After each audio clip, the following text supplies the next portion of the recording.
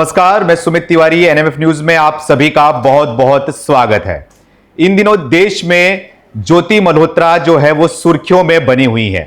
सुर्खियों में बने होने की वजह यह है कि देश के साथ में गद्दारी। जी हां, चंद पैसों के लालच में ज्योति ने जिस तरीके से देश के साथ में गद्दारी किया, उसके बाद से है उनकी किरकिरी पूरी शुरू हो चुकी है। अब बताया जा रहा है कि पहलगाम हमले के पहले ज्योति जो है वो पहलगाम गई हुई थी। इसी मुद्दे बातचीत करने के लिए हमारे साथ में आज स्वाति तिवारी जुड़ी हुई हैं। उनसे बातचीत करेंगे और जानने की कोशिश करेंगे कि देश से जो ये गद्दार निकल के आ रहे हैं। इसके पहले कि हमने जो आपको स्टोरी कवर करके दिखाया था कि नोमान जिस तरीके से गद्दारी करते हुए पकड़ा गया था, अब ज्योति का भी नाम सामने आया है। तो इन्हीं मुद्दे पर थोड़ा बातचीत करते हैं। स्वाति जी, आपका हमारे चैनल में स्वागत है। क्या कहना चाहोगे कि ज्योति मल्होत्रा जिस तरीके से पकड़ी गई है गद्दारी करते हुए, यूट्यूबर थी, इन्फ्लुएंसर थी, हालांकि कई बार सरकार ने उनको काम भी दिया, रेलवे विभाग ने उनको काम दिया एक्सप्लोर करने के लिए, लेकिन उन्होंने जिस तरीके से गद्दारी किया उसके बारे में क्या कहना चाहोगे आप?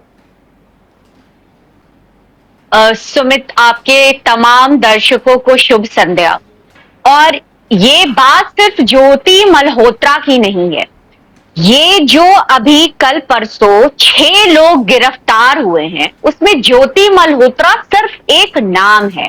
इसके अलावा 5 और लोग गिरफ्तार हुए हैं जिनका डायरेक्ट या इनडायरेक्ट कनेक्शन दानिश, जो भारत में पाक उच्चायुक्त है दिल्ली में, उसके कर्मचारी थे।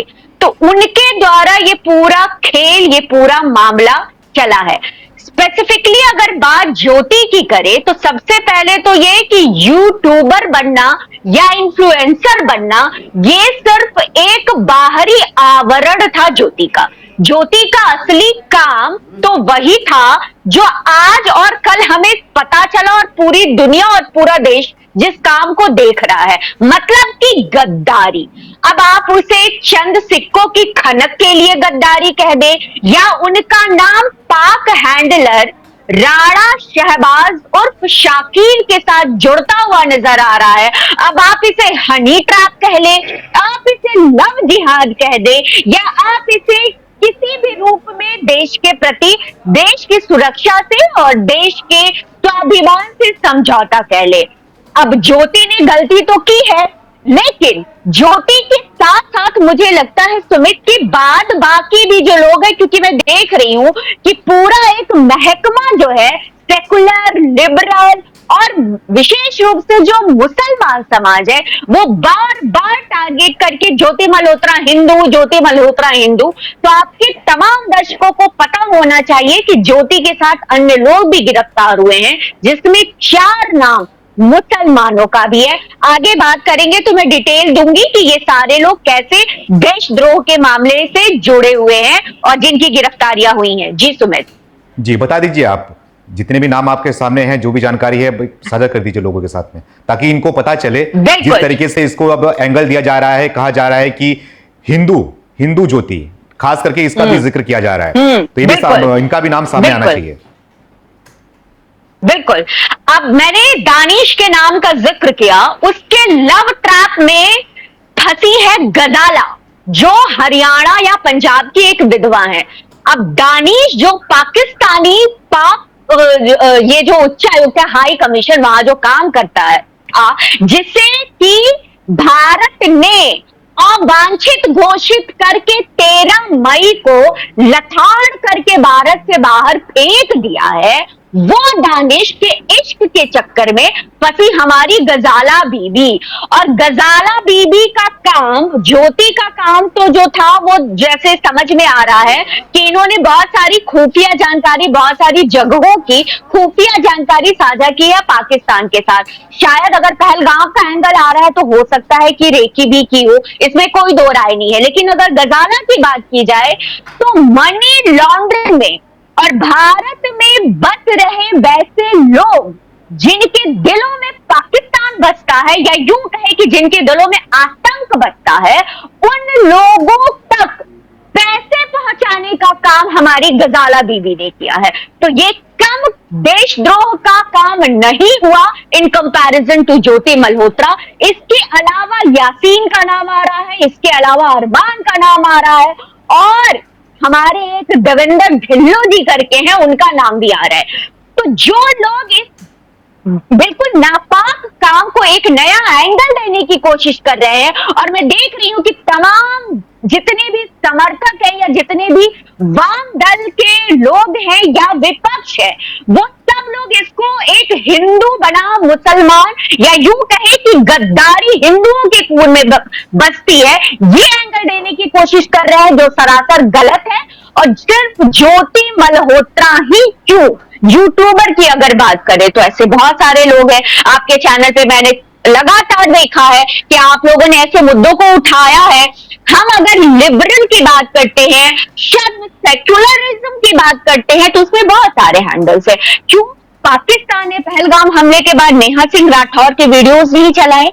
क्या पाकिस्तान ने पहलगाम हमले के बाद ध्रुव राठी के वीडियोस नहीं चलाए? हम नेताओं की बात नहीं कर रहे हैं जिसमें राहुल गांधी, मल्लिकार्जुन खड़गे से लेकर के मणिशंकर अय्यर तमाम लोग हैं, मैं उनकी बात नहीं कर रही हूँ, उनका दोष कम नहीं है। लेकिन ये चूंकि एक आम नागरिक के देश में जो गद्दार छुपे हुए हैं, उन पे भी फोकस करना बहुत जरूरी है, इसलिए मैं इन लोगों का नाम ले रही हूँ। तो मुझे लगता है कि सरकार अगर ढंग से चेक करे तो ये सारे नाम जो प्रत्यक्ष या अप्रत्यक्ष रूप से पाकिस्तान की किसी न किसी तरह से मदद करते आ रहे हैं, अभी बहुत से खुलासे होने चाहिए और निकट भविष्य में जरूर होंगे। जी सुमित, क्या इससे लव जिहाद का एंगल देना ठीक है? क्या कैसे लगता है आपको कि लव जिहाद करके कि देश के विरोध में काम कराया गया, पाकिस्तान के समर्थन में काम कराया गया, जासूसी कराई गई यहां से, क्या इसको लव का एंगल देना और लव जिहाद का एंगल देना ठीक है क्या?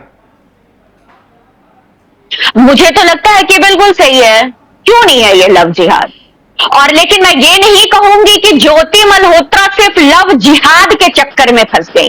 उन्होंने शुरुआत में तो जरूर सोचा होगा कि एक नाम मिल रहा है, व्यूज मिलेंगे। आप बताओ कितने यूट्यूबर्स हिंदुस्तान के जाकर के मरियम नवाज से मिल लेते हैं, कितने यूट्यूबर हिंदुस्तान के, ताकि वो आप ट्रैवल ब्लॉग के नाम से ही करते हो, आप कुछ भी करते हो, कितने लोगों को इतने आसानी से वीजा बार बार मिल जाता है पाकिस्तान का, और आपके ठहरने का काम, आपको रोकने का काम, आपका पूरा खर्चा पानी जो है वो पाकिस्तान देता है। ऐसे कितने लोग हैं? ऐसे लोग तो बहुत कम है। लेकिन दानिश के थ्रू अब इनके नाम तो बहुत सारे लोगों से जुड़ते हुए नजर आ रहे हैं ज्योति मल्होत्रा से, लेकिन विशेष रूप से राणा शहबाज और शाकिर का नाम आ रहा है, जिनपे प्रिंट मीडिया को भी मैं देख रही थी, वो बार बार एक शब्द प्रयोग कर रहे थे, गहरे ताल्लुकात, गहरे संबंध। तो ये गहरे संबंध और गहरे ताल्लुकात क्या है जो आप देश की अस्मिता को, देश की सुरक्षा को ताक पर रख करके आ गई? मैंने दूसरा नाम गजाला का लिया, ये शादी का झांसा दे करके, और गजाला चूंकि विधवा है, उनके बच्चे हैं, बच्चों के भविष्य का हवाला दे करके अगर इस तरह हिंदुस्तान की लड़कियों को फंसाया जा रहा है तो इसे लव जिहाद नहीं कहेंगे तो क्या कहेंगे? और ज्योति मल्होत्रा वो लव जिहाद के साथ साथ, वो तो उनका काम ही है, वो हिंदुस्तान में बसे हो या पाकिस्तान में बसे हो, तमाम हर प्रिंट मीडिया से लेकर के आप किसी भी चैनल, किसी भी नेशनल न्यूज की टॉप 100 रोज सुबह की देख लीजिए, 2 से 4 खबरें आपको लव जिहाद की जरूर मिलेंगी। और इनके तरीके अलग अलग है, और उसमें बहुत बड़ा तरीका है पैसों का लालच देना, जिसमें ज्योति मल्होत्रा फंसी है। बहुत बड़ा एक इनका ट्रैप का तरीका है, पैसों के अलावा इन्हें नाम का हवाला देना या नाम का लालच देना। बार बार पाकिस्तान बुला करके मरियम नवाज जैसे बड़े नेताओं के साथ इंटरव्यू करवाना या ब्लॉग करवाना या ये जो भी करती थी, ये कराना क्या है? और सिर्फ पाकिस्तान ही नहीं, ये तो बाली से लेकर के, नेपाल से लेकर के तमाम देशों की बातें सामने निकल करके आ रही है, और ये हर जगह पाकिस्तानी हैंडलर्स के साथ दिखी है। अगर इंटेलिजेंस ने ज्योति मल्होत्रा को पकड़ा है तो अकारण तो नहीं पकड़ा होगा ना, अकारण तो नहीं पकड़ा होगा। इनके पिताजी भी कह रहे थे, आज मैं इनका इंटरव्यू सुन रही थी, कि वो गई है बार बार, और वो ये कह रहे हैं कि मेरी बेटी तो 25 से 30 हजार कमाती है। अब आप इनके ड्रेसिंग सेंस देख लो, जितने तमाम इनके वीडियोस और इनके फोटोग्राफ्स अवेलेबल है सोशल मीडिया पे, और इनके टूर देख लो फॉरेन के। क्या 20-25 हजार कमाने वाला व्यक्ति इतना फ्रीक्वेंट ट्रैवल बाहर बिल्कुल। और ऐसे ड्रेसिंग सेंस के साथ हो सकता है, ये मेरी समझ में तो बिल्कुल नहीं है जी। लेकिन सवाल तो ये भी उठा रहे हैं ना जी, उनके सुमित। परिवार वाले कि ज्योति इस तरीके का काम नहीं कर सकती, वो सिर्फ घूमने गई थी, घूमने जाना क्या गुनाह है क्या? उसके बाद पूरी इंफॉर्मेशन थी यहाँ के जहाँ से जो एजेंसियां हैं उनके पास भी, तो इसमें गलत क्या है घूमने गई तो उसके ऊपर जो आरोप लग रहे हैं पूरी तरीके से निराधार हैं। अब वीजा मिला है तो ऐसा तो हो नहीं सकता है कि भारत को पता ना हो कि हिंदुस्तान से किसी भी देश के लिए किसी को वीजा मिल रहा है और कोई फॉरेन ट्रिप पे जा रहा है, तो ये तो कहना सरासर बेवकूफी है कि बता कर गई थी। बता करके क्या गई थी? वीजा नहीं मिला होता और यहाँ से अगर वो नहीं, यहाँ से हवाई जहाज में नहीं बैठती तो वो जाती कहां से? तो ये तो बहुत सामान्य सी बात है। उनके पिताजी ने बहुत सारी बातें कही हैं, अगर बारीकियों से देखेंगे, आप सुनेंगे उनके इंटरव्यू को, तो उन्होंने ये भी कहा है कि मुझे पता नहीं कि पाकिस्तान में जिनका मैं बार बार राणा शहबाज का नाम ले रही हूं कि उनसे उनके कोई ताल्लुक है, वो तो जानते ही नहीं है। उन्हें पता ही नहीं उनके घर वालों को कि वो इतने ज्यादा विदेशी यात्राएं की हैं। वो तो कह रहे हैं कि वो 3 से 4 दिन के लिए दिल्ली जरूर जाती थी, लेकिन वो वापस आ जाती थी। वो क्या करती थी, वो किससे दिल्ली में मिलती थी, ये वो नहीं जानते। तो डिटेल नहीं पता है। परिवार को अपने बच्चों पे पूरा भरोसा होता है, और ज्योति मल्होत्रा के गलत या गद्दार हो जाने से ये बिल्कुल नहीं है कि उनका पूरा परिवार दोषी है। तो उनके परिवार का जो एक विश्वास अपने बच्चों पे होता है वो तो माता पिता के रूप में दिखाएंगे ही, लेकिन धीरे धीरे जब पूरी सच्चाई सामने आएगी तो मुझे लगता है कि उनके पेरेंट्स, विशेष रूप से पिता, वो ये स्वीकारेंगे कि उनकी बेटी देशद्रोह की गतिविधियों में शामिल थी और उन्होंने ऐसे काम जरूर किए हैं जिससे पाकिस्तान को लाभ हुआ है और हमारे भारत को नुकसान। जी सुमित। उनकी अगर प्रोफाइल को देखा जाए तो उसमें देखा जा सकता है कि वो देश विदेश में बहुत घूमी है, लेकिन उनके साथ साथ जो प्रोफाइल में दिख रहा है कि पाकिस्तान का प्रेम बहुत निकल के सामने आ रहा है। पाकिस्तान से ये प्यार कैसा है? ये प्यार जो है वो कहीं ना कहीं प्यार के चंगुल में आकर है या फिर पैसे के लिए है? क्या लग रहा है, क्या वजह है पाकिस्तान से इतना ज्यादा प्यार है इनको? क्योंकि अगर वो यूट्यूबर है तो यूट्यूब आज के टाइम पे हमारे भारत में बहुत से यूट्यूबर्स भी हैं जो कि अच्छा खासा कमा रहे हैं, लेकिन क्या ऐसा लालच हुआ कि वो पाकिस्तान के चंगुल में आ गई और इन देशद्रोहियों के चंगुल में आ गई? मैंने जैसे कहा कि एक जो नॉर्मल साइकोलॉजी बता रही है या अब तक जो जानकारियां पब्लिक प्लेटफॉर्म पे उपलब्ध हैं, उसके आधार पे यही कहा जा सकता है कि एक यूट्यूबर लड़की जिसको बहुत जल्दी बहुत सारा पैसा और बहुत सारा नाम कमाना था, वो कांटेक्ट में आती है दानिश, और दानिश का काम ही है यही। अभी तो 6 लोग गिरफ्तार हुए ना दानिश के नाम पे, ऐसे बहुत सारे लोग होंगे हिंदुस्तान में और एजेंसियां बिल्कुल उनके पीछे होंगी और छानबीन कर रही होंगी, इसमें कोई शक नहीं है। तो पैसों की खनक ने, नाम के कनक ने, मैं कहूंगी, उनको ये काम करने के लिए मजबूर तो जरूर किया। उन्होंने शुरुआत यही की होगी कि बहुत क्विक मुझे जो है वो फेम भी मिलेगा, नेम भी मिलेगा, पैसा भी मिलेगा, लेकिन वो फंस जरूर गई। लव जिहाद वाला एंगल आप ले लो, जो उनका नाम बार बार वहां पाकिस्तानी हैंडलर राणा शहबाज से जुड़ रहा है, तो एजेंसियां यूं ही नहीं जोड़ रही होंगी, ये बात यूं ही नहीं आया होगा। बहुत संभव है कि उनके चैट्स के डिटेल जो बार बार आ रहा था कि व्हाट्सएप से लेकर के, स्नैपचैट से लेकर के, इंस्टा से लेकर के और टेलीग्राम, हर जगह उन्होंने यूज किए हैं, हर माध्यम को यूज किया है चैट करने के लिए, तो उनके पास ऐसे डिटेल जरूर होंगे। और हम कहते हैं ना कि प्यार अंधा होता है जी, प्यार तो अंधा होता ही है, लेकिन जब इसके साथ आपके ऊपर आपकी मति भ्रष्ट होकर के इसमें आपको पैसे का लालच दिखने लगता है, तो ये अंधा ही नहीं होता है, ये लूला, लंगड़ा, बहरा सब हो जाता है। तो वो फंसी हो सकता है कि कल के डेट में ज्योति मल्होत्रा के यहां से ये सुनने को मिल जाए कि वो ये कहे कि मेरे वीडियोस और फोटोग्राफ्स उनके पास थे, इसलिए मुझे मजबूर किया गया। इसमें कोई दो राय नहीं है, मुझे हो सकता है, क्योंकि हम इस तरह की घटनाओं में, इस तरह की बातों को देखते आए हैं हिंदुस्तान में, तो ये संभव है। और लव जिहाद का एंगल मैं बार बार कहूंगी, और मुझे पूरा विश्वास है कि ये ट्रैप ही है। वो एक ऐसी लड़की को टारगेट जरूर किए जिसे बहुत जल्दी नेम फेम और पैसा चाहिए था, लेकिन फंसाया जरूर गया उनको, ज्योति मल्होत्रा को, ये लव जिहाद के एंगल में। जी, लेकिन सवाल जो है वो एजेंसियों के ऊपर भी उठते हैं ना। पहलगाम का हमला हुआ, उसके बाद से ही आंखें खुली, उसके बाद से ही जो देशद्रोही इनको पकड़ना शुरू किया गया। इतने सालों तक क्या कर रही थी एजेंसी? क्यों उनको पता नहीं था कि इस तरीके से अगर गतिविधि चल रही है, इस तरीके से अगर मिला जुला जा रहा है, जबकि ओपनली मिल रही है, उनकी वीडियो में भी सामने है। ऐसा भी नहीं कि सीक्रेट मीटिंग चल रही है उनकी, यूट्यूब में बाकायदा व्लॉग बनाया जा रहा है, वो मीटिंग भी कर रही है, वो पाकिस्तान भी जा रही है बार बार। तो एजेंसी क्या कर रही थी अभी तक? देखिए, एजेंसियों की नजर जरूर होगी, इसमें कोई दो राय नहीं है, लेकिन आप पाकिस्तान जा रहे हैं या मैं पाकिस्तान जा रही हूं और मरियम नवाज से मिल रही हूं या इमरान खान से मिल रही हूं, तो ये कोई बड़ी बात नहीं होगी, कोई मुझ पे सीधा हाथ नहीं डाल सकता है। लेकिन ये तब बड़ी बात हो जाएगी जब आज नहीं तो कल मैं किसी ऐसी एक्टिविटी में फंस जाऊं जिसका, या कर दूं जिसके प्रूफ एजेंसियों के पास हो।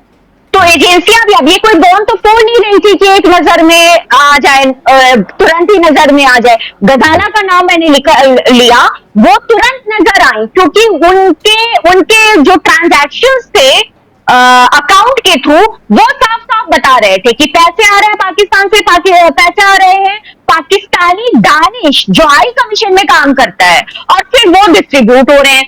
तो ये बहुत क्लियर चीज है। ये वो ज्योति तो ज्यादा पढ़ी लिखी थी, वो समझदार थी, उन्होंने अगर ऐसे ऑफर्स किए भी होंगे तो हो सकता है उन्होंने डिनाई कर दिया हो, तो कोई प्रत्यक्ष प्रमाण ना मिल रहा हो, वैसे तो हाथ नहीं डाल सकते ना। तो हो सकता है, और मैं ये नहीं मान सकती कि एजेंसियों की नजर नहीं होगी, क्योंकि अगर एजेंसियों की नजर नहीं होती तो ये आज भी समझ में नहीं आता। और एक और बात, पहलगाम हमले के बाद नैरेटिव की लड़ाई कितनी जरूरी है, ये समझ में मुझे आ रहा है, और ये स्वीकृति हो रही है एजेंसियों के द्वारा और समकालीन सरकार के द्वारा।